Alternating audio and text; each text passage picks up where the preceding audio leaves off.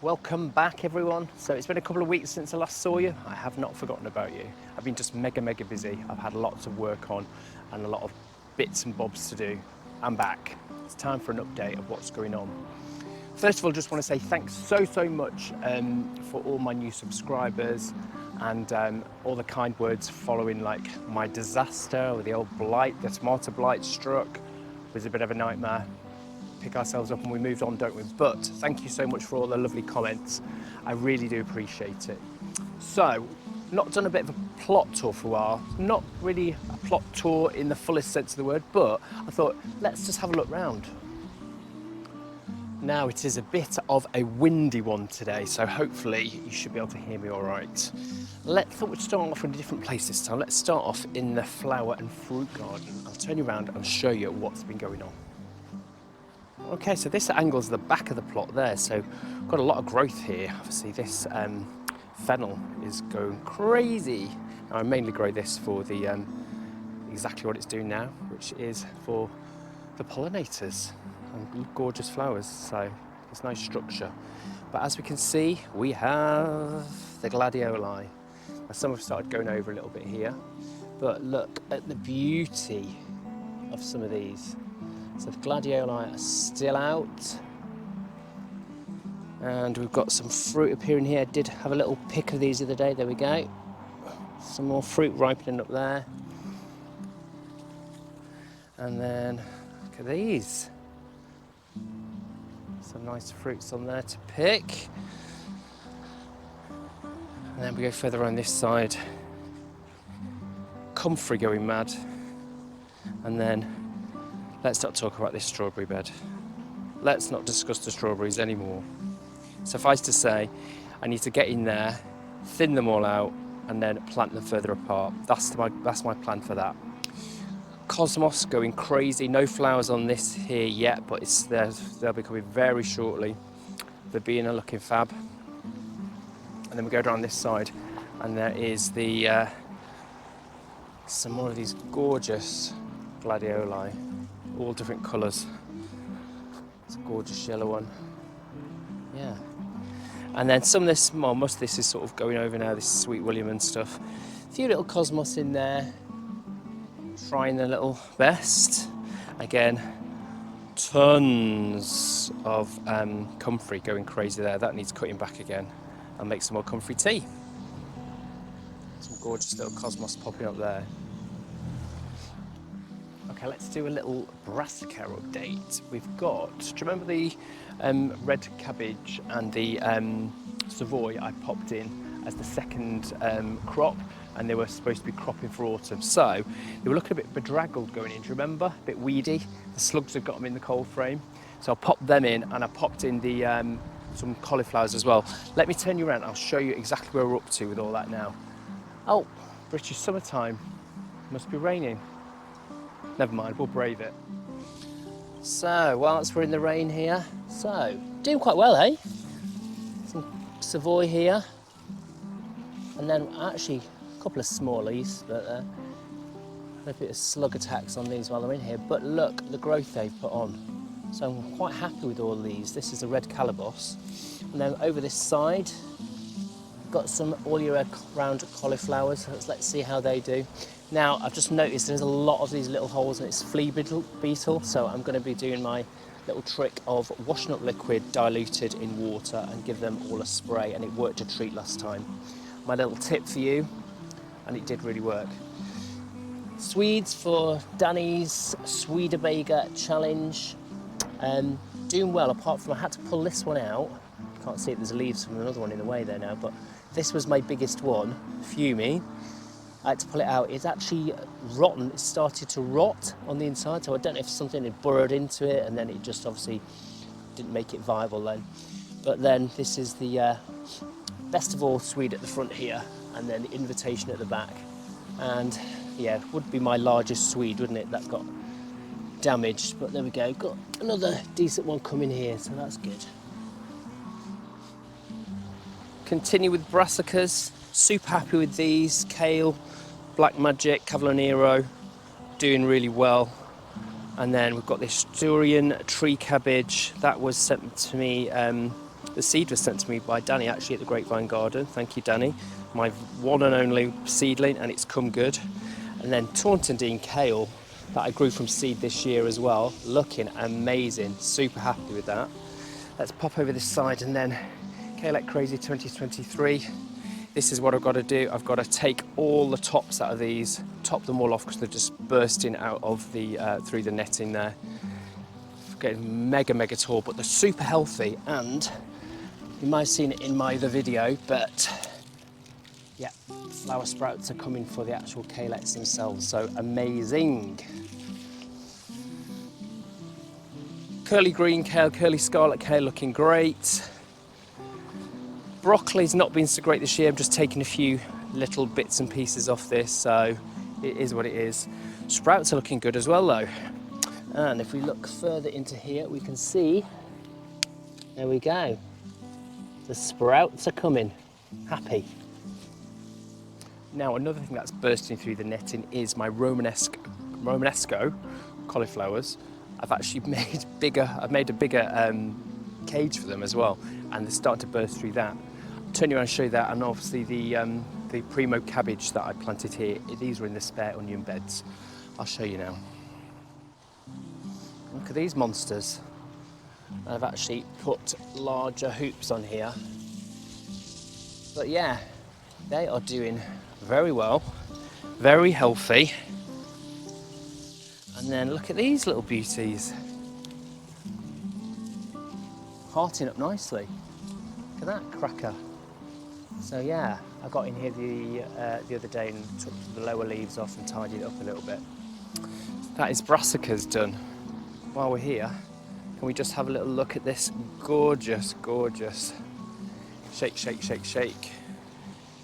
sweet corn. This is incredible F1, but look how amazing it's done. Super happy.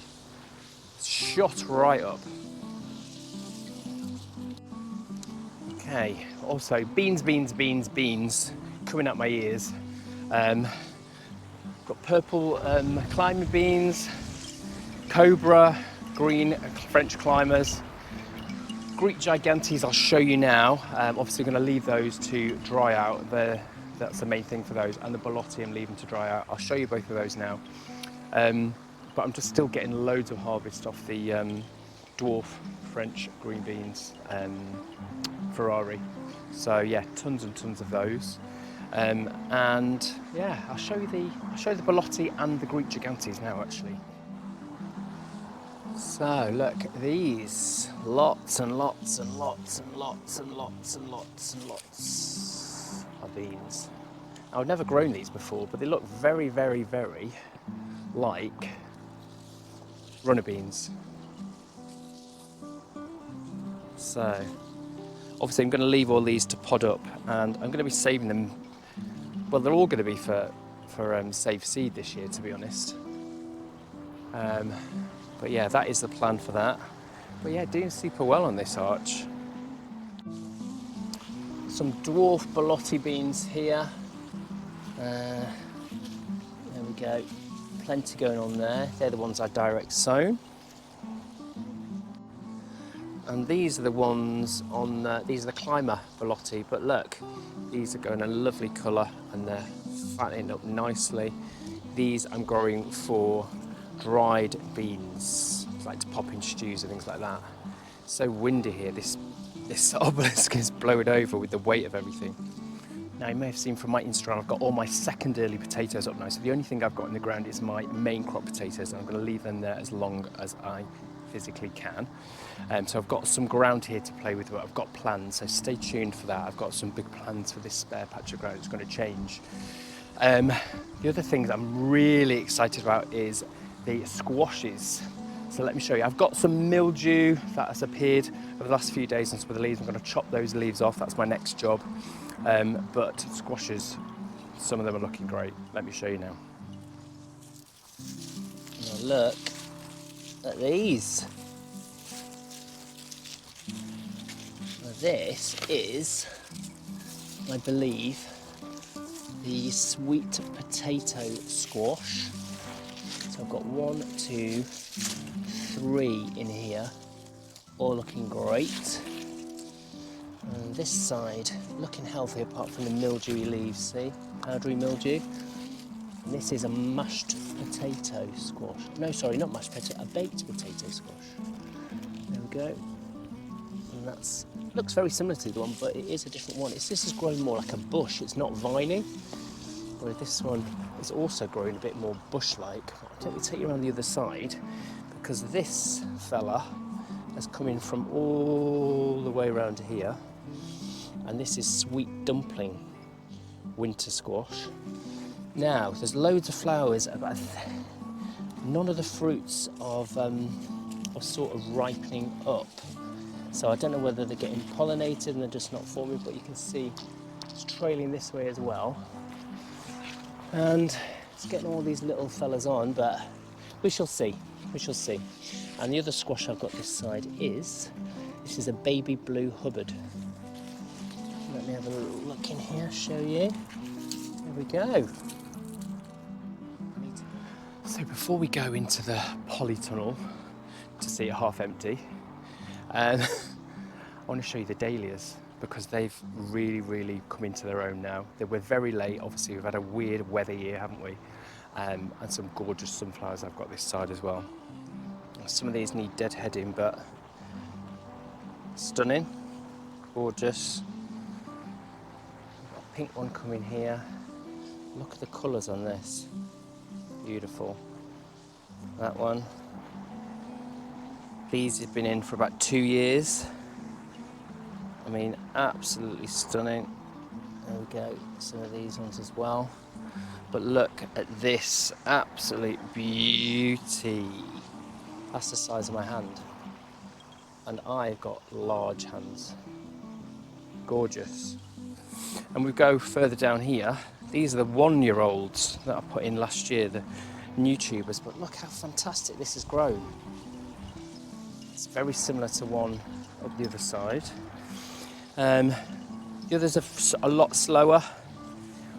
Got this one that's come out here, this beautiful yellowy with a reddish tint.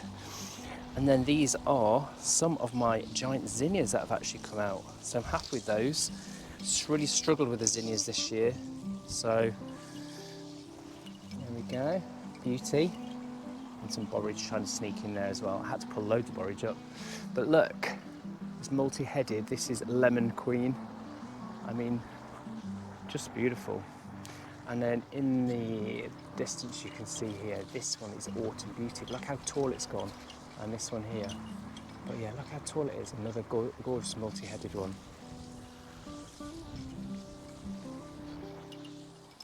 Okay, time to head into the Polytunnel. After my tomato blight disaster, I want to show you some good news in here. So you can see it's all cleared out this side, all the tomatoes were gone, remember. But marigolds looking absolutely gorgeous. I mean, absolutely stunning.